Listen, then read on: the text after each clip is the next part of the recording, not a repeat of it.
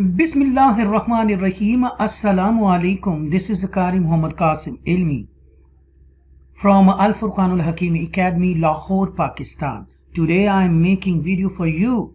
It is a very important video for those who want to teach the Holy Quran all over the world, especially for kids. So this video would be very beneficiary for them.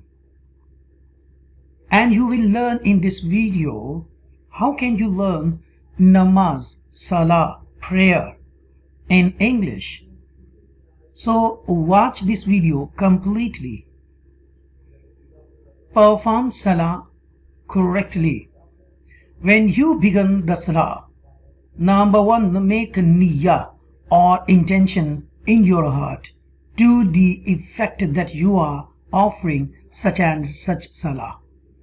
It is not necessary to say the words or the niyyah verbally. Point number two, raise your hands up to your ear in a way that palm face Qibla. Look that. And the end of the thumb either touches the lobes of the ears or comes parallel to them. There are some who would tend to turn the direction of their palms towards their ears rather than having them face the Qibla. Look that. Look that. There are some others who almost cover their ears with their hands. There are still others who would make a faint symbolic gesture without raising their hands fully up to the ears. Some others grip the lobes of their ears with their hands. All these practices are incorrect and contrary to Sunnah. These should be abandoned. While raising your hand in the manner stated above, say Allahu Akbar. Look in this picture. Say Allahu Akbar. Then using the thumb and the little finger of your right hand, make a circle round the rest of your left and hold it. You should then spread out the three remaining fingers of your right hand on the neck of your left hand so that these fingers face the elbow. Placing both hands slightly below the navel, fold them as explained above. When you are standing, if you are making your salat alone or leading it as imam, you first recite Sana. Subhanaka Allahumma wa bihamdika wa tabaraka ismuka wa ta'ala jadduka wa la ilaha ghayruk. Then Surah Al-Fatiha. Alhamdulillahi Rabbil Alameen Ar-Rahmanir Rahim Maliki Yawmiddin Iyyaka na'budu wa iyyaka nasta'in Ihdina as-siratal mustaqim Siratal ladhina an'amta alayhim Ghayril maghdubi alayhim waladdallin.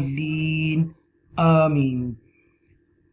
Then some other surah. Bismillahir Rahmanir Rahim. Qul huwa Allahu ahad. Allahus samad. Lam yalid wa lam yulad wa lam yakul lahu kufuwan ahad. If you are behind an imam, you only recite Sana, Subhanaka Allahumma, and then stand silent, listening attentively to the recitation of the imam. If the imam's recitation is not loud enough for you to hear, you should be thinking of Surah Al-Fatiha, using your heart and mind without moving your tongue. When you are reciting yourself, it is better that you, while reciting Surah Al-Fatiha, stop at every verse and break your breath recite the next verse in a single breath. For example, break your breath at Alhamdulillahi Rabbil Alameen, then on Ar-Rahmanir Rahim, then on Maliki Yawmiddin. Recite the whole surah Al-Fatiha in this manner, but there is no harm if during recitation that follows more than one verse has been recited in a single breath. Don't move any part of your body without the need. In peace, the more than better. If you have to scratch or do something else like that, use only one hand, and that too under very serious compulsion, using the least time and effort. Transferring the weight of the body onto one leg and leaving the other weightlessly loose to the limit that it shows a certain bend is against the etiquette of Salat. Abstain from it. Either you transfer your body weight equally on both legs, or if you must channel your body weight on one leg, you have to do it in a way that the other leg shows no bend or curve. If you feel like a yawning, try your best to stop it. When standing for Salat, keep your eyes looking at the spot where you make your sajda. Abstain from looking to your right and left or front. When in ruku, when you bend for ruku, watch out for the following. Bend the upper part of your body up to point where the neck and the back nearly level up. Do not bend any more, less than that.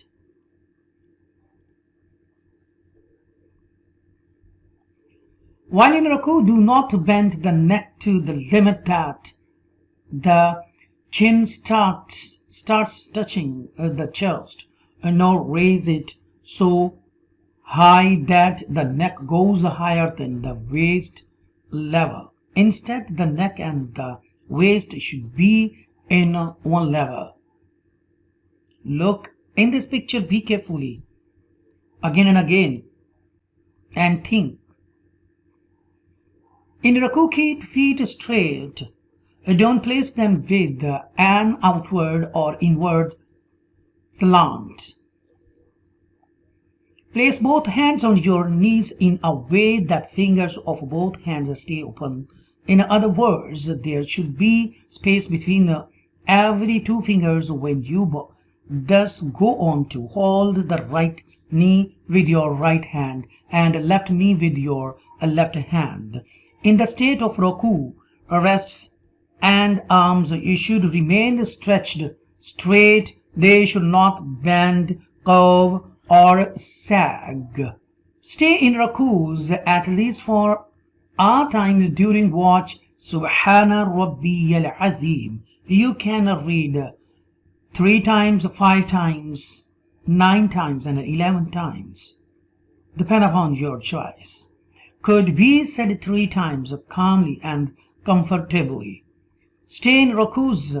The eyes should be looking towards the feet. Body weight should be evenly distributed on both feet, and both knees should be parallel to each other. Returning to the standing position from ruku, or while returning from ruku back to the standing position, see that you stand straight, or leaving no sag or dropped in the body. In this position as well, eyes should be fixed on the spot where you do your sajda. There are those who simply make a gesture of rising from the ruku instead of rising fully and standing upright when it is time to do so, and who In that very state, when their body is still bent downwards, go on their sajda. For them it becomes obligatory that they make their salat all over again. Therefore, abstain from it very warmly. Unless you make sure about position, do not go for sajda. When bowing down for sajda, remember the following method when bowing down for sajda. Bending the knees, first of all, take them towards the prayer floor in a way that the chest does not lean forward. When the knees have already been rested on the floor, the chest should then be lowered down until such time that the knees have comes to rest against the floor. Abstain as far as possible from bending or lowering the upper part of the body. These days, negligence in observing this particular rule of etiquette while getting ready to go for sajda has become very common. Many people would lower down their chest right from the start and go on to do their sajda. But the correct method is what has been stated in number 1 and number 2 above. Unless it be for a valid reason, this method should not be bypassed. After having rested your knees on the floor, place your hand first, then the tip of the nose, then the forehead.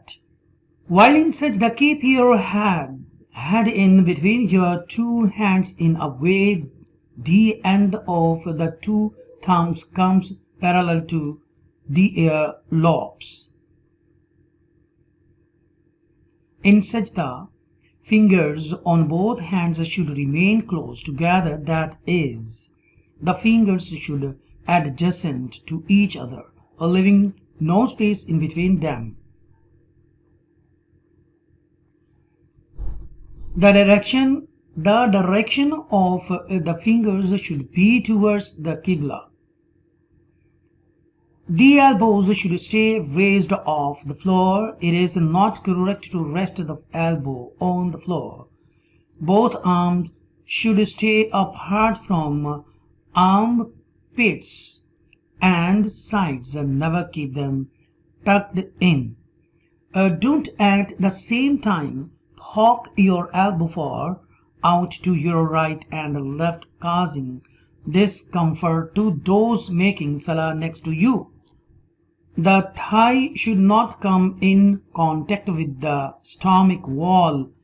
The stomach and the thigh should stay apart. During the entire sajda, the nose tip should continue to rest on the floor.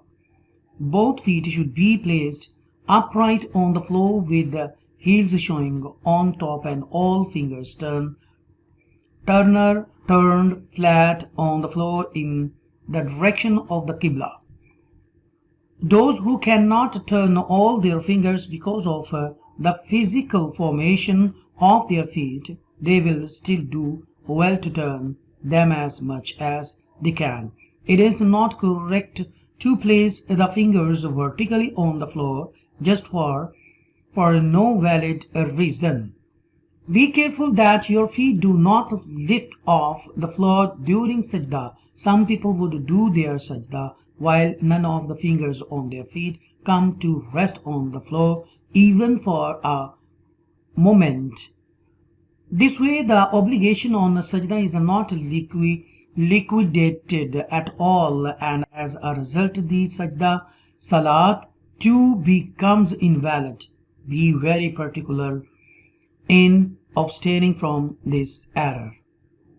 In the stage of sajda, the least time you can give yourself should be sufficient enough to say Subhana Rabbiyal Ala. You can recite 3 times, 5 times, 9 times, 11 times, depend upon you. 3 times calmly and comfortably, raising the forehead immediately after having rested it on the floor is prohibited. In between the 2 sajdas, raising from the first sajda, sit up straight on the arms calmly and comfortably, then go for the second sajda. Doing the second sajda after raising the head just a little bit and without becoming straight is a sin. If one does it like that, it becomes obligatory that the salat be made all over again. Spread out the left foot like the blade of a hockey stick. Look in this picture. And sit on it. Let the right foot stand vertically with a finger turned towards the Qibla. Some people let both feet remain in a right position and sit on the heels. This method is not correct. While sitting, both hands should be placed on the thigh, but fingers should not taper down onto the knees. Instead, the far end of the finger tips should reach only as far as the beginning edge of the knees. While sitting, let your eyes be on the lap. The second sajda and raising from it, go on, do your sajda, second sajda in the same manner by first placing both hands on the floor, then the nose tip, then the forehead. The complete form of sajda should be the same as mentioned in connection with the first sajda. When raising from sajda, first raise the forehead off the floor, then the nose tip, then the hands, and then the knees. While raising, it is better to lean for support of the floor. However, should it be difficult to get up from the floor because of body weight, sickness of old age, making use of the floor for support is also permissible. After you have risen back to your standing position, recite Bismillahir Rahmanir Rahim before Surah Fatiha in the beginning of each rak'ah in Qaida. The method of sitting in Qaida shall be the same as mentioned in the connection with the method of sitting between sajda. When you reach Ashhadu an la ilaha illallah, while reciting, raise At-Tahiyyatu lillahi was-salawatu wat-tayyibatu Assalamu alayka ayyuhan nabiyyu wa rahmatullahi wa barakatuh. Assalamu alayna wa ala ibadillahi as-salihin. Wa ala ibadillahi as-salihin. Ashhadu an la ilaha illallah wa ashhadu anna Muhammadan abduhu wa rasuluh.